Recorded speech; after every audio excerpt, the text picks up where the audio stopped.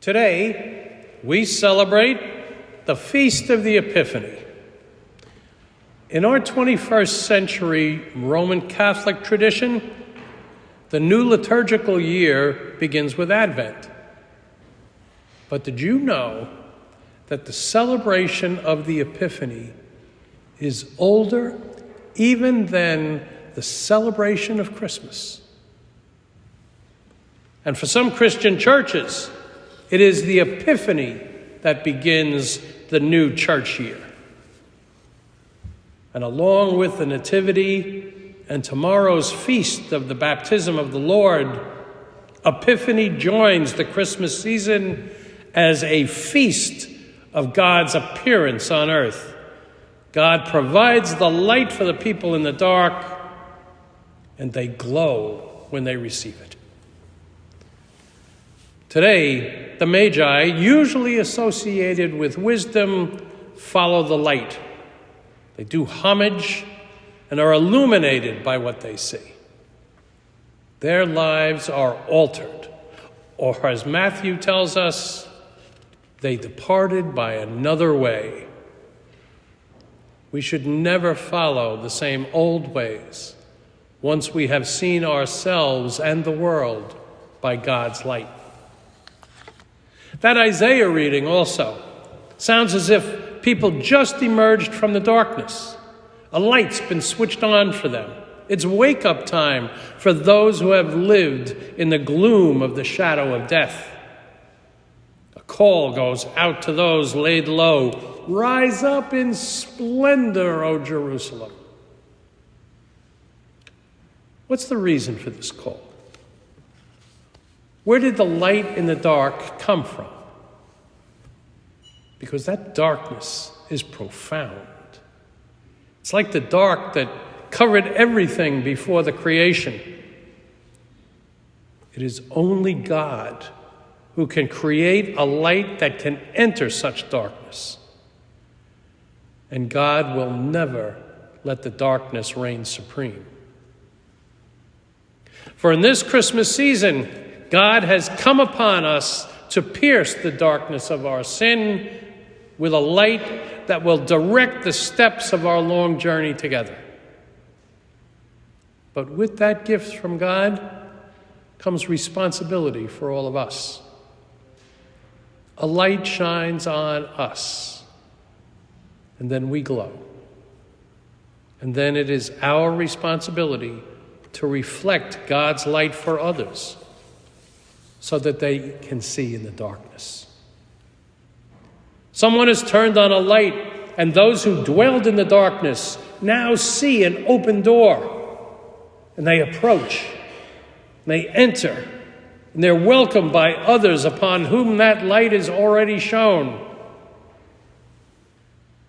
That, my friends, was the experience of the Magi. Those outsiders saw a light and led them to a door. And they entered that house and they saw the child with his mother Mary. And then they prostrated themselves and did him homage. This year is brand new, and there is still so much darkness on the horizon. We look at the days and the months in front of us and we wonder how those suffering from economic collapse because of COVID will fare. When will the wars and strife in Ukraine, and Ethiopia, and Haiti, and so many other places come to an end? When will peace rule people's hearts? Isaiah and the Magi remind us that God will not abandon us. He will shine light on our dark winter days. We Catholics in Greene County and Ravenna, we are about to embark on a brand new way of embracing our faith. Will all things get better immediately? Nah, absolutely not. But the Magi represent those of us following the God-provided light. It shines on insiders and outsiders alike. A path has been illuminated. A path has been shown to us, and we have to continue by the light that we've seen. So we pray at this Eucharist for clear minds, for courageous hearts, for the perseverance to stay on the path that Jesus has shown us.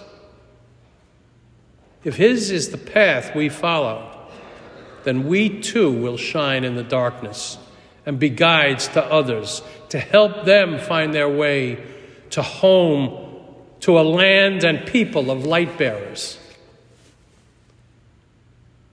You know, the Magi, they did not unload their camels and dismiss their porters and then settle down in Bethlehem to continue paying homage to the Christ child.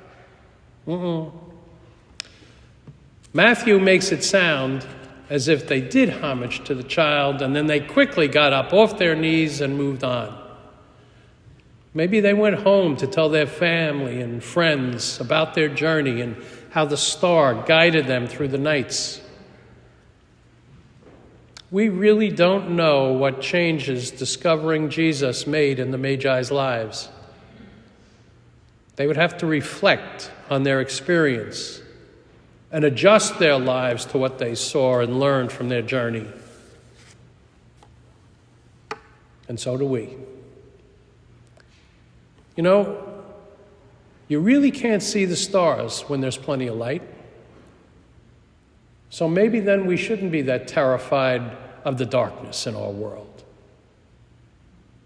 Because if God is true to form, a light will appear in the dark to keep us on track as we all travel together.